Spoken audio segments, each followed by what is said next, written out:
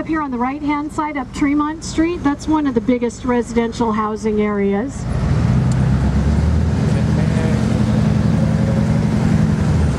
Then if you take the right at this little intersection, that's Country Club Drive. And the country club that's up at the top of the hill used to be the Chicago Cubs clubhouse. Wow. So there's some Cubs memorabilia up there. Wrigley Field is right down here in Avalon Canyon, right behind the fire station.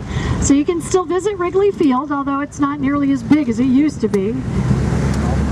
When the Wrigley family first started bringing the Cubs over here, they built Wrigley Field to be exactly the same as Wrigley Field in Chicago. So they used to be exactly the same. But then in 1951, the Wrigley's stopped bringing the Cubs over here, and a lot of the field got taken over, and they used it to put a little bit of the golf course in, and they put in City Hall and the Avalon Fire Department and the paramedic station. So there's just a tiny little chunk of Wrigley Field left over there now.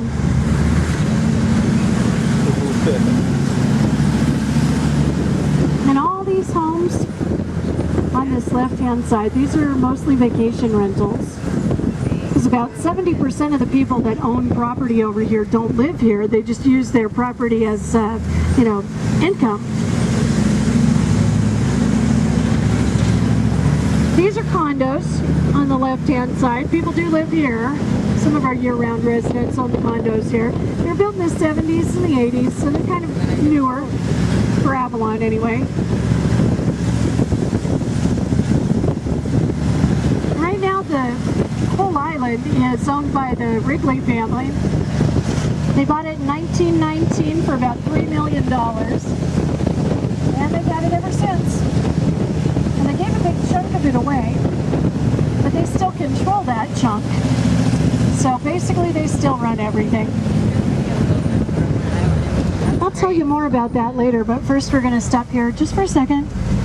Got to pay your respects to our dearly departed pets. At least all the ones that don't fit in the toilet.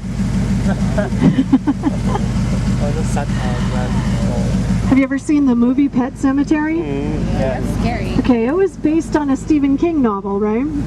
Well, the Stephen King novel was based on this property. What? Really? Yep, absolutely. It's not as creepy right now as it used to be, but it's only looked like this for about 3 years now, maybe not even that long. And the only reason that it does look like this is because when it was all overgrown, there were people living in it that weren't supposed to be. Obviously, nobody's supposed to be living in the pet cemetery. But the people on the other side of the street started getting suspicious because they'd see people at the end of the day walking into the pet cemetery.